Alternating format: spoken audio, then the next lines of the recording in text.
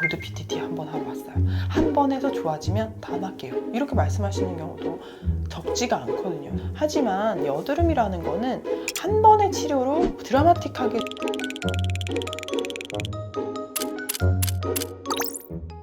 요새 저희가 여드름 환자가 좀 늘었어요. 전에 골드 PTT 영상을 저희가 촬영한 적이 있잖아요. 그 영상을 보고 생각보다 많은 환자분들이 골드 PTT를 이렇게 해야 되는 거구나 라고 정보를 얻고 저희 병원에 문의를 하시는 경우가 좀 많이 늘었는데요.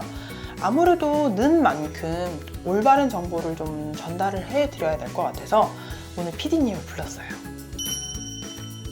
여드름은 각질이 많이 쌓여서 모공을 막는 과각화, 그리고 두 번째로는 피지 분비가 늘어나는 것, 세 번째로는 프로파니박테리움 아크네라고 하는 세균이 증식하는 것, 마지막으로 염증이 생겨서 염증 산화물질이 증가하는 것, 이 네 가지가 사실 원인이긴 합니다. 이 여드름을 유발할 수 있는 여러 가지 요인들이 사실 있는데 얼굴이 너무 건조한 것도 하나의 원인이 될 수는 있고요.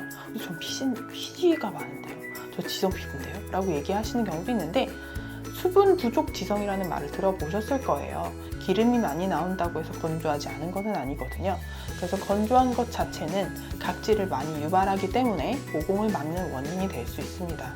그래서 건조한 거를 같이 개선을 하는 관리가 필요할 수 있죠. 두 번째로는 피지 분비가 많이 늘어나는 것도 원인이라고 설명을 드렸는데 사실상 피지 분비를 내가 어떻게 조절할 수 있는 방법은 없습니다. 근데 이게 질환하고 연관이 되는 분들도 있어요. 다낭강 난소 증후군의 경우에는 사실 환자분들이 피임약만 먹어도 여드름이 좋아졌다고 느끼는 경우도 생각보다 많거든요. 이렇게 특정 질환이 원인이 아니신 경우에는 사실상 스트레스를 받아도 여드름이 증가될 수도 있고, 또는 이제 사춘기 때는 2차 성징으로 인해서 호르몬 불균형으로 여드름이 늙는 경우도 있고요. 또 그냥 일상적으로 피지선이 망가져서 그 부분에 여드름이 반복되는 경우들도 있습니다. 근데 이거를 모든 환자가 다 호르몬에 문제가 있는 게 아닌데 호르몬 치료를 하라고 할 수도 없죠. 그래서 병원에서 하는 방법은 먹는 약을 이용해서 피지선을 조절하거나, 또는 그 약이 사실상 부작용이 조금 크다 보니까 저는 그거 싫어요 라고 얘기하시는 경우에 레이저 치료를 하긴 합니다. 저희가 저번에 영상으로 다뤘던 골드 PTT라든지 포텐자를 이용해서 치료를 한다든지, 또는 네오빔 같이 1450 파장의 다이오드 레이저를 이용한다든지 PTT를 치료로 한다든지 하는 방법을 이용해서 피지선을 줄이는 치료를 하면 여드름이 좀 줄어드는 효과가 있어요. 마지막으로 세균도 하나의 원인이라고 설명을 드렸는데, 그래서 여드름이 염증성으로 많이 올라오는 경우에는 먹는 항생제를 쓰기도 하고요. 또 염증이 많이 일어나다 보면 흉터를 많이 만들 수가 있으니까 소염 성분이 있는 약을 같이 처방하기도 하고, 염증을 줄여주는 치료를 같이 병행하기도 하는 겁니다. 아무래도 여드름은 단기간에 빨리 좋아지는 거는 사실상 어렵긴 합니다. 근데 환자분들이 많이들 오셔서 저 골드 PTT 한번 하러 왔어요. 한 번 해서 좋아지면 다음 할게요. 이렇게 말씀하시는 경우도 적지가 않거든요. 하지만 여드름이라는 거는 한 번의 치료로 드라마틱하게 좋아지는 건 현실상 어렵고, 그래도 효과적인 치료를 하면 내가 아팠던 게 많이 줄었네? 라고 느끼실 수는 있습니다. 그럼 피부과 막 가서 돈 너무 많이 깨지는 거 아니야? 이렇게 걱정을 하시기는 하거든요.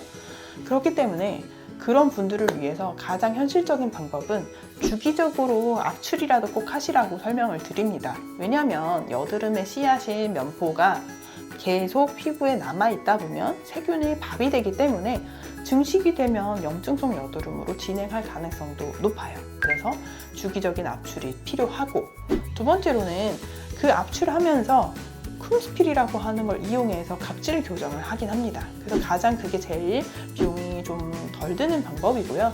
또한 조금 더 비용을 낮춰서 재발률을 줄이기 위해서는 먹는 약을 같이 병행하시는 것을 추천을 드립니다. 그런데 먹는 약은 아무래도 피지 조절제를 많이들 떠올리실 텐데, 이 피지 조절제가 한두 번 먹는다고 해서 바로 효과가 있는 게 아니고 한 달은 꼬박 먹어 주어야지 이제 들 나기 시작하는구나 라고 느끼고, 이 약은 보통 6개월에서 1년 정도도 장기 복용할 수 있는 약이어서 복용하다 보면 사실상 눈이 너무 건조하고 입이 마르는 것 같고 입술 주변부가 건조해서 갈라져서 트는 경우도 사실상 있어요. 그럴 경우에는 보습제를 같이 꼭 발라서 관리를 해주시던지, 또는 약을 부작용이 좀 많이 심한 것 같으면 조금씩 원장님 상담하면서 조금씩 줄여나가는 방법도 있거든요. 그래서 이 방법이라도 꼭 하셔서 여드름이 더 나빠지지 않게 관리하셨으면 좋겠다는 생각이 들어요.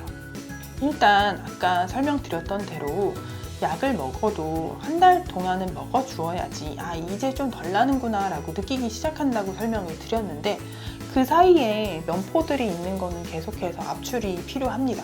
그래서 한 달 동안은 꼬박 내가 스케일링을 하러 갈 수 있겠구나 라고 생각을 하시면 되고, 그 다음에는 먹는 약은 병원마다 처방비가 조금씩 다를 수는 있는데 6개월에서 1년 정도는 장기 복용할 수 있겠구나, 그래서 처방비가 한 6개월에서 1년치는 나올 수 있다 라고 생각을 하시면 되고, 약국에서 약을 사시는 것도 그렇게 많은 비용이 들지 않습니다.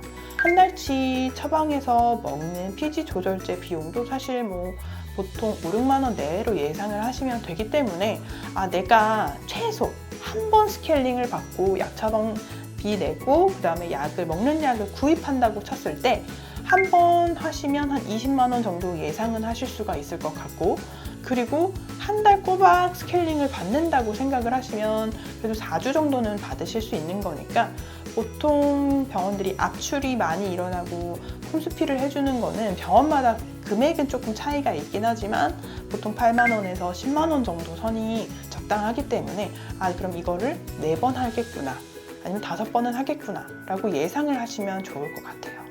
효과가 없지는 않습니다. 근데 그 치료를 단 한 번만 하고 나는 싹 다 좋아질 거라는 생각을 하시는 것보다는 내가 가지고 있는 예산이 이건데 나는 근본적으로 좀 좋아지고 싶고 먹는 약에 대한 부작용이 나는 너무나도 두렵고 얼마든지 그래도 비용을 더 쓸 여유가 있다라고 생각을 하시면 먹는 약 말고 3개월 정도는 레이저와 골드 PTT를 병합해서 치료하는 거를 추천은 드리는데, 아무래도 예산이 오버된다, 그게 너무 나는 부담된다 라고 생각을 하시면 스케일링과 먹는 약 처방으로라도 여드름을 관리하셨으면 좋겠어요.